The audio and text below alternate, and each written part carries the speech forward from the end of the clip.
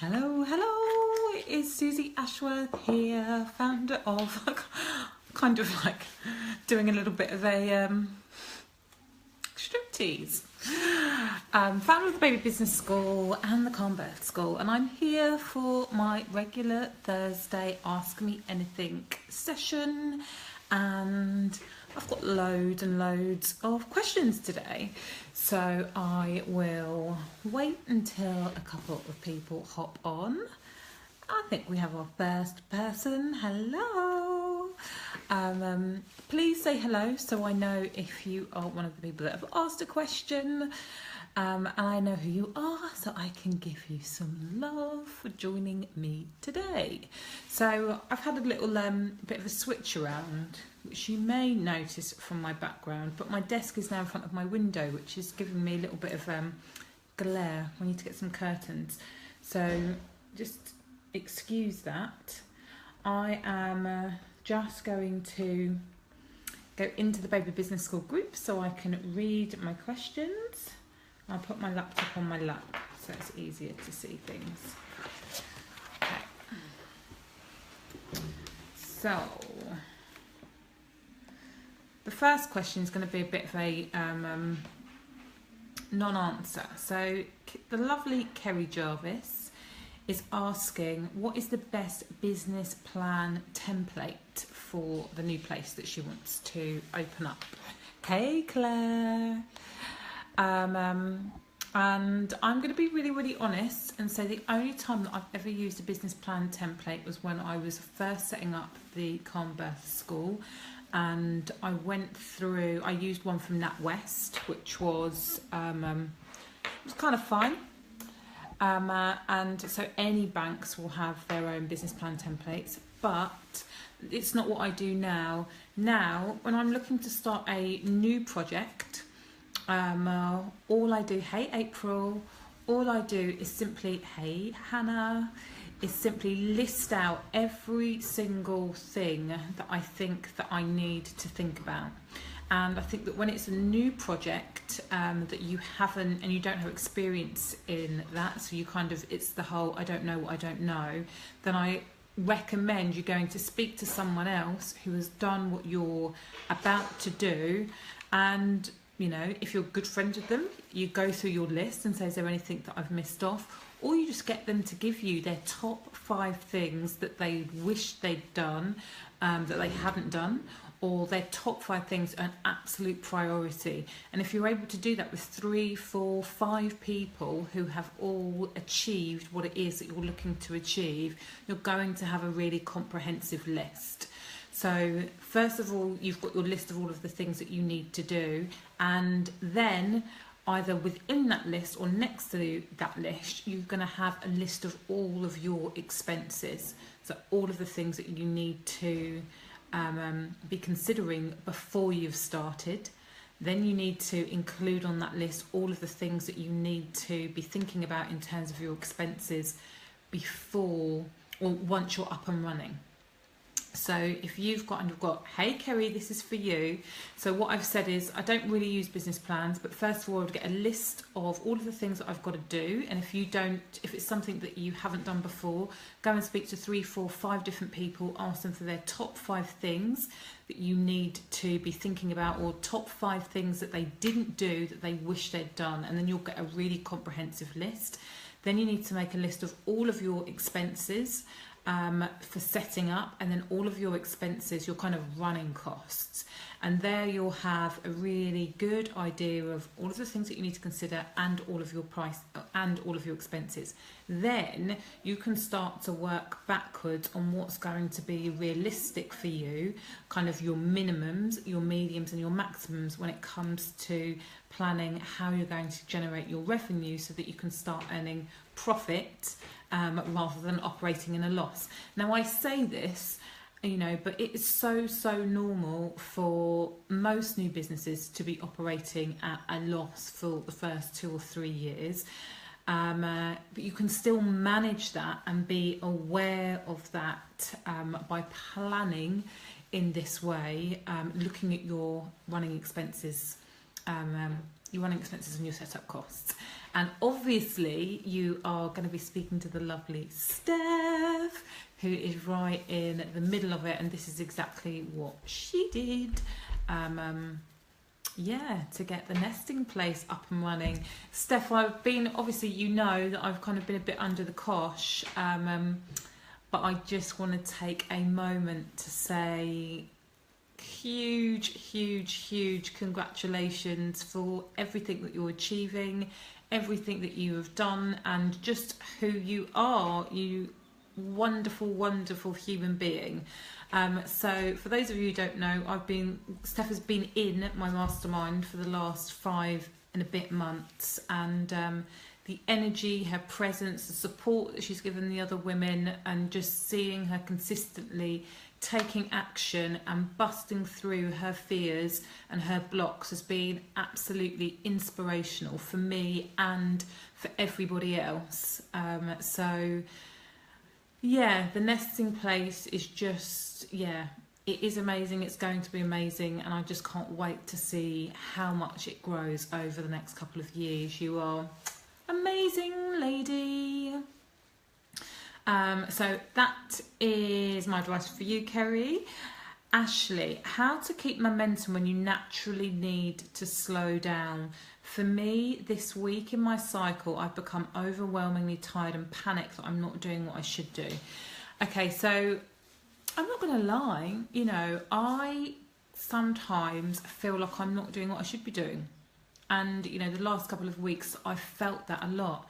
And I think that we just have to, whilst I will never, what I will say is that if ever I don't get the results, so if I don't hit my February targets, I'm not going to sit there whinging about it. I'm going to say I didn't get my February targets because I didn't take the actions I needed to take, you know.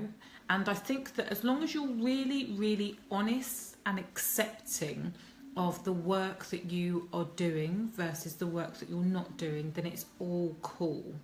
You will get more, your results will always be better if you're in flow. And so that's why I will never say that you always have to push through your resistance. I think that when you're on your cycle, when you are just generally depleted, we have to honour ourselves and honour our bodies. I think what's interesting for me, and I can't comment on it completely because I haven't done enough research and I haven't done enough reading about it, but stuff that I'm starting to dip into now really talks about how, you know, when we're completely in alignment, my favourite word, you know, things like our cycles, whilst we might have dip periods, they don't completely take us out. And so if we're being completely taken out, it's what are we able to adjust in our lives, in the way that we're preparing for our periods, in the way that we're nourishing our bodies, looking after our bodies, resting in regular spaces so we're not having to take 2 or 3 days out. And how can that impact the way that we are working consistently? Another really interesting thing for me from my new coach, who I've literally just had one session with, you know, she just talks already. She's saying to me, when's your rest period? When's your rest period? Before you go on retreat, what are you doing for your rest period after you go on to retreat? And I'm somebody who doesn't block in white space very often.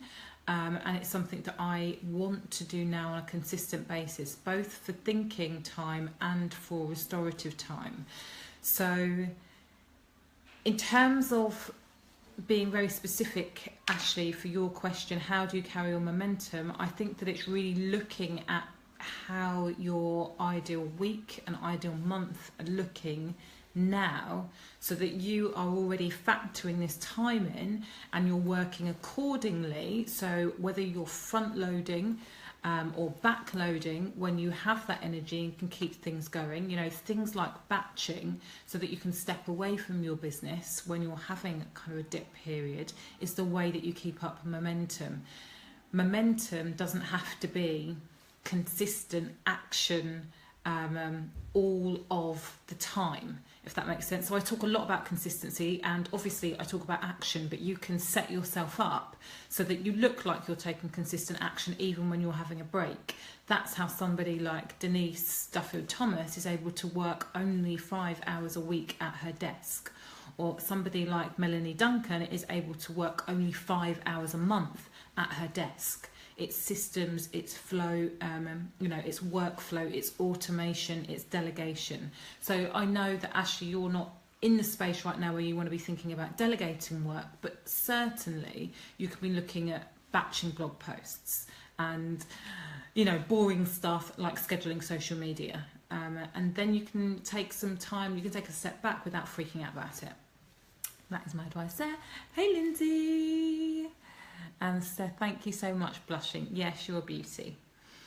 Claire Brett, webinars. Would you recommend live or automated for the first go? I 100% recommend you going live to start with.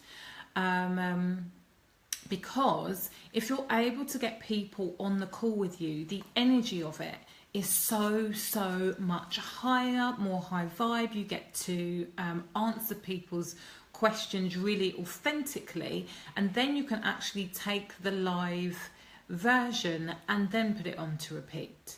Now, I say this with the caveat that I know lots of extremely high profile coaches that only do automated webinars because it works for them. However, live webinars have a higher conversion rate, and it's really good practice to see what works and what doesn't work with a live audience. It's really good to be able to see if you need to take stuff out, whether it doesn't flow very well, whether it's just not that relevant to what your audience wants or needs. You can't get that with a pre-recorded webinar straight away, and the danger is that you don't identify the things that don't work, and you're paying for an automated webinar that isn't that effective. So I would definitely recommend starting off with live and then making the live version the automated version. And if you use something like Webinar Jam, they even have the comments coming up in exactly the same way as what a live version would have. So the experience for the listener on a pre-recorded version is really mint. Yvonne is saying, I'd love to know your recommendations about business coaching / support for situations where you'd like the accountability, support and direction, but your plan needs to take longer due to factors external to your business. She feels that she needs support. She doesn't think she'll be suitable for my programs because she can't take the action that she needs to right away. I have got the perfect answer for you, Yvonne.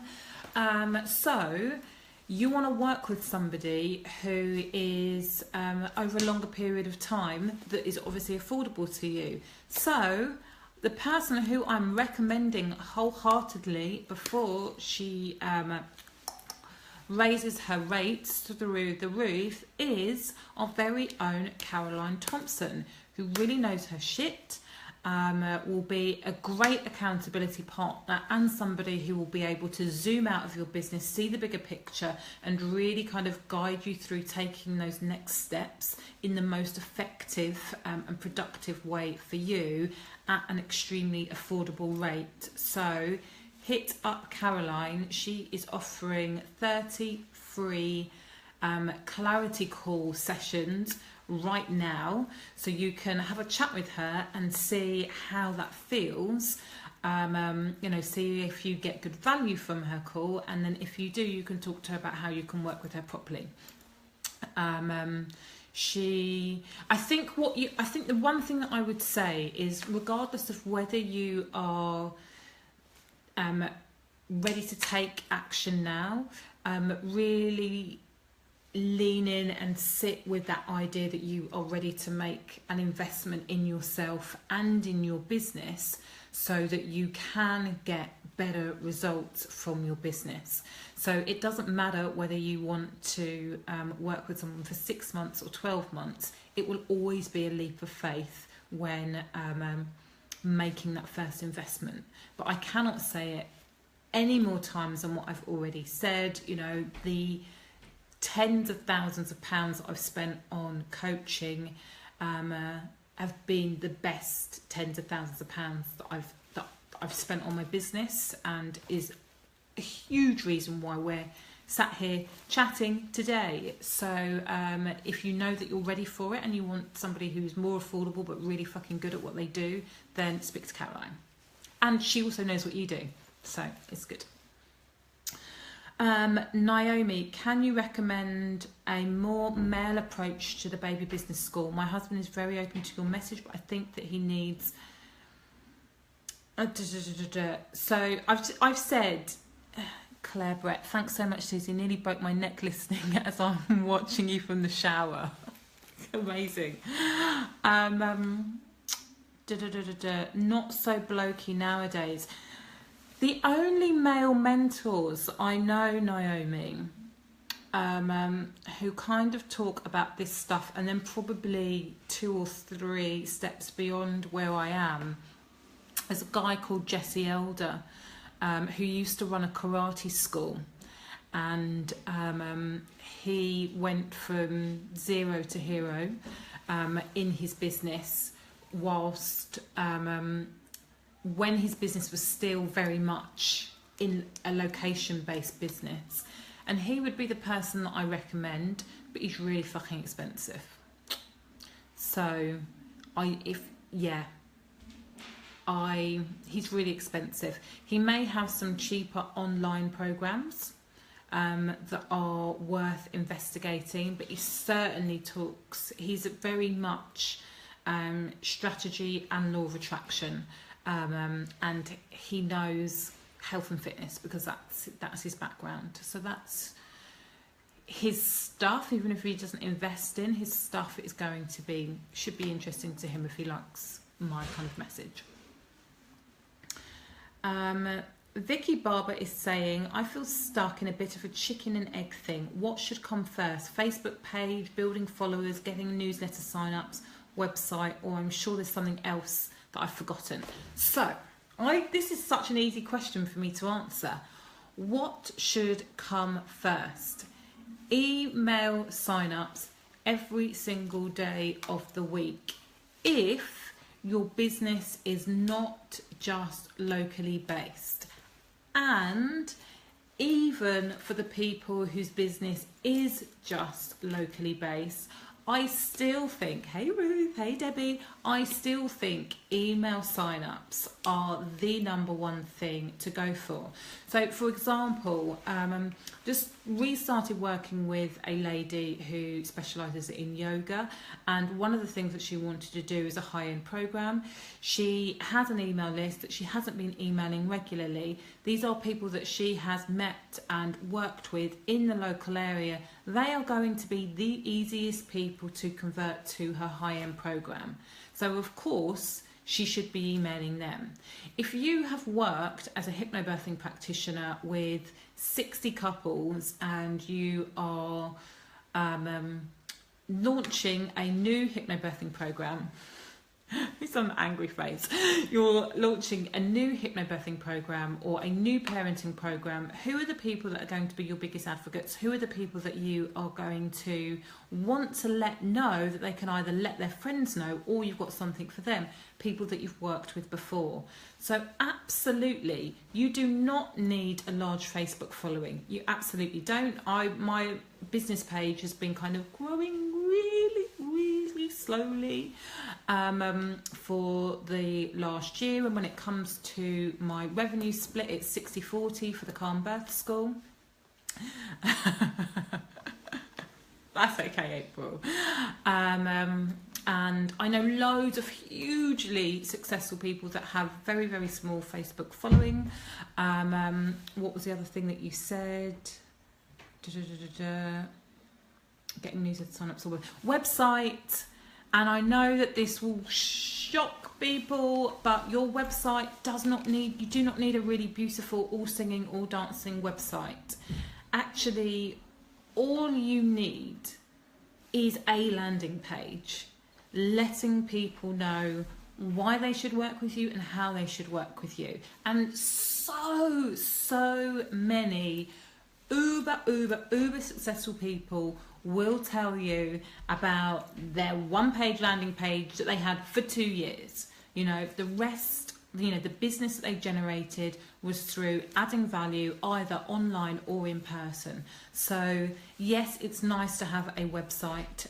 If you have website shame, that is no good, because you're not going to want to send people there. But actually just a one beautiful page, landing page that has your services on, or has a sign up to my email to find out more about my services, is really enough, actually, if you're then prepared to let people know how they want to work with you on a ideally minimum weekly basis. So yeah, and the other thing is just getting out there and speaking with people. So my 2 things: email list and speaking with people, adding value and speaking with people, either in person or online.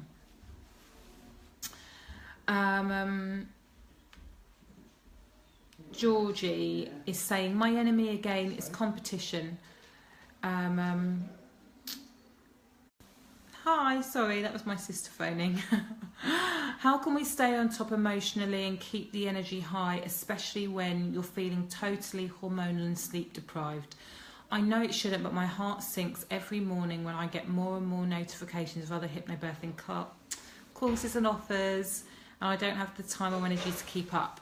Okay, so my first piece of advice is you need to block, unfollow, and if you're not friends with them, unfriend any person that you perceive to be competition. You just need to stop following them. Whilst it's all very well me talking about mindset and us being our only competition, let's just make it easy on ourselves, that when we are triggered by somebody, we just unfollow them. You don't have to unfriend them, but you can unfollow them so you don't see their posts. The second thing is you need to be really clear on the actions you're taking to build your business. Now, Georgie, I can see from the amount of time, effort, the things that you post in the Baby Business School group, that you are taking action. Now, I don't know how consistent it is, but you definitely seem to be taking action, and the feedback that you're getting, that you share from people who are amazed that you've only been going for X amount of months, is also really positive. So one of the things I'm going to show you here, one of the things I did today, can you see that? Can you see that board? Is created a board of my ideal week. So I think that in the Baby Business School I asked you to do your ideal day, but what I've done is my ideal week, where I have identified the sections of the day where I will be doing content creation, where I'll do sales calls, where I'll do my social media updates, where I'm taking time out for kids, etc, etc. So I know what my week should look like. And then I haven't done this yet, but I definitely need to do it because I've been in a dip, which I've been kind of talking to you ladies on and off in the kind of newsletters and stuff like that. But just affirm my goals. So my personal goal, which I'm going to share with you now because I think it's important just to give myself some public accountability. So this year I want to be in the position to donate £10,000 to charity. And yeah, I feel kind of quite excited about that, and it gives me a really specific focus of the kind of things I need to be doing. And then I want to reaffirm my business goal, and this is something that I'm talking to my mentor about, because I'm not entirely sure whether I'm being specific enough, but at the moment I'm saying to myself that I want to help 3,600 women, which is a big number, and so that's specifically, so that's with my services, so it's not just kind of on social media. So I might need to kind of play around with that a little bit, But those are the two things that are going to be going on my new whiteboard, which I will share with you. Coco's nicked it, but I will share with you once I've done it. Those two goals are going onto the middle of my whiteboard. And then around that, I'm going to be looking at what things, so 3 things, do I need to be doing daily to make sure that I am on target for hitting my £10,000 to charity goal and to be helping 3,600 women with my business goal. And those 3 things for each goal are my absolute priorities. And every single day, that is my intention, I will be doing something towards those goals and making sure that I'm hitting my 3 benchmarks.